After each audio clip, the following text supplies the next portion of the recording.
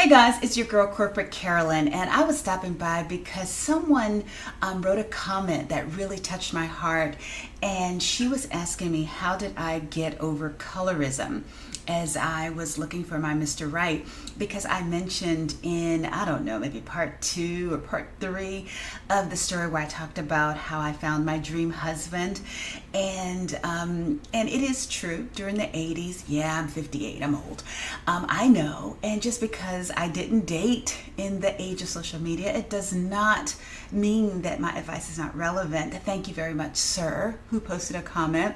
But anyway, I did deal with colorism. It seemed to be more popular back in the 70s or 80s, where people, black people especially, were harder on each other than people of other cultures were. I mean, there was a guy who had the audacity to tell me that he was looking for a red bone. He was looking for someone that was lighter than me. Mind you, he was darker than I was, but he had just the comfort level to say these things to me like it was just some commonly accepted practice. And I also remember working with someone in one of my first jobs out of college. There was a black gentleman, and he was talking about how I was darker than he is. And I said, it looks like to me that you might be darker than I am, but why are we even having this conversation? And he proceeds to hold out his hand and show me, like the differences in our complexions. It did look like I had him by, just a few little shades, but it really doesn't matter. But that he would just say these things, it's just horrible that we've almost been programmed to look at our complexions more so than, like I said, people of other cultures. I referred to myself as dark skinned, or that my skin was dark, to a white boss that I had, and she said, your skin is not that dark. And then it just occurred to me, it's like, wow, they're not even thinking of us as being dark skinned. They're looking at the whole spectrum, but a lot of black people are just saying, oh, you're just dark.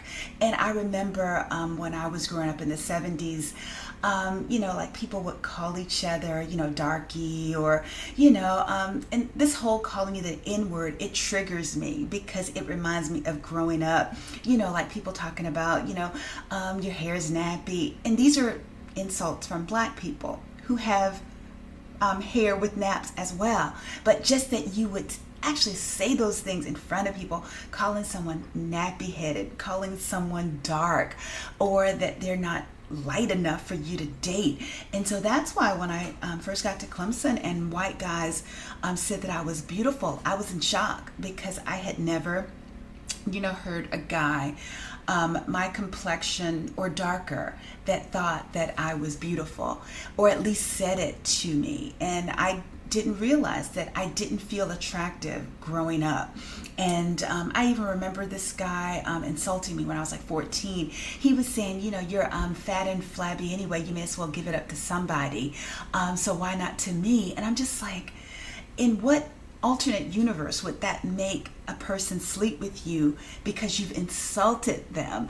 And so I'm just like, I don't know what I said. I probably cursed then. I don't now. But I'm sure I had some choice words for him. But it's just, I'm sure it's very hard out here for women that are dating back then, when Apollonia and Vanity Six, they were the ideals of society, like back when Prince was popular. They were, looking for the really, really light-skinned girls, and it didn't help at Clemson when the majority of the football players that I met, I lived down the block from where the football players' dorm was, and the majority of them seemed to be dating very light-skinned women or white women. And to be fair to them, the majority of the population at Clemson, it was not black. I think we made up maybe 3% of the population back then. So it's not like there were a whole lot of choices, but the people that were selected were either white or light skinned. And that was a major hit, to my ego, especially when you have fools, saying that, they want a red bone. And I'm like, but does she want you? And so it's funny, being there and trying to be seen and, being considered as someone dateable. I started looking, at other people that were there. And I remember there was this guy named Wayne, and he played soccer, but he was very, very light skinned. He looked like he could have been from the islands or mixed or something. And whenever I would see him, he would just look straight through me. Didn't know why, didn't know what his experience was. I found out what it was later because my husband was a soccer player there as well. And he was saying that before he met me, they were there, and a lot of the black women weren't nice to them. That's going to be a conversation that I talk about too. But so he looked straight through me, and so I ruled them out. And I saw a picture of my husband in the school paper, talking about soccer star and his family back home and blah, blah, blah. And I saw his complexion, and I thought about that other guy, and I just turned the page. I didn't even read his story because I just assumed that he would want someone my complexion. So all that to say, the media, my inner circle, people making me think that because of my complexion, because of my hair, because I didn't really know what to do with it back then. And that's why when you see me talking about, the hair care series that I have about how my hair looks better at 58 than it did at 18, that is a true statement. I need to show you a picture of what things we're looking at. So people were dissing me about my hair, the fact that the Lord didn't bless me with a big butt. He just gave me nice legs, and so my self-esteem was really low. But I don't know, it's something that maybe the Lord did, and it helped. Like I said, that white guys said I was pretty or even beautiful, and they liked my bone structure and everything, and so that kind of let me know that I'm not fooling with anybody who's not checking for me or who doesn't think that I'm beautiful. Whoever I'm with, they need to think that I am beautiful with my little booty, my little boobs, and whatever else I have going on. Otherwise, I'm not fooling with them. And I think that's where my self-esteem started to take a major, dive going in the right direction.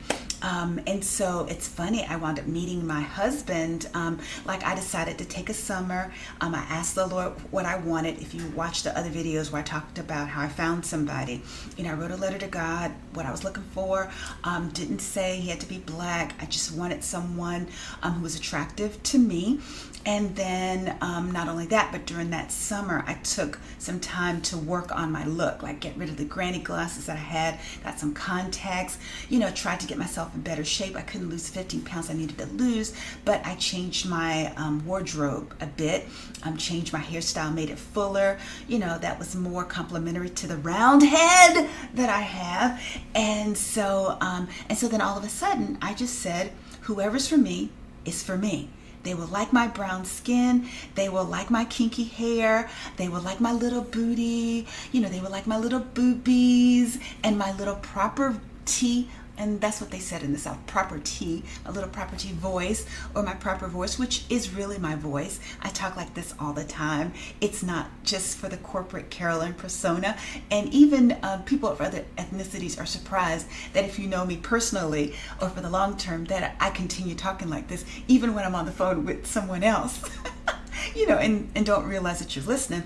But they had to love me for me. And even when my mom said, don't bring anybody, white here, she knew, and what I told her was that whoever treats me the best, that's who I'm going to be with. Whoever loves me for me, because doggone it, I'm worth it, and you're worth it. You deserve the very best.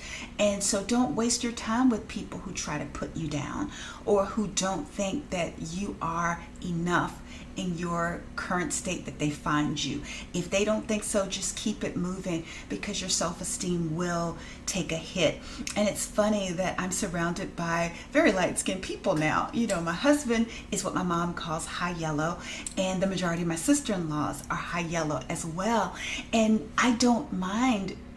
In fact, I think their light skin is beautiful. What I came to realize is my skin is beautiful, their skin is beautiful. But a lot of people feel like they have to put other types down in order to feel good. That's not how you feel good. Just embracing who you are, loving yourself, loving the brown skin that you're in, and just making sure that what God has given you, you make it look the best that it can look, and then you embrace it and you go out and you do, you do your thing and you be yourself. But like, I've always liked to dress up, because it makes me feel good. Wear things that make you feel good about yourself. Define your own sense of style, and you go out into the world. Fake it until you make it. Be confident in who you are. Confidence draws people too. My husband, it drew him, even though he has a friend who says he has the gene because he's really light skinned, he has green eyes. And I saw him and I looked back, by that point I had put on my little mini skirts, had on my little heels, and I knew my legs were out, and I passed by him a few times. So just in case he was a leg man, I let him see my legs. And the Lord put a leg man in my path, and him seeing the legs, it was enough to get his attention. And so even though, our complexions are different, he thinks my skin is beautiful, and I think his light skin is beautiful. And contrary to what his sister thought, I didn't have a type because I hadn't met anyone, of that complexion before, because it wasn't that common back in the day.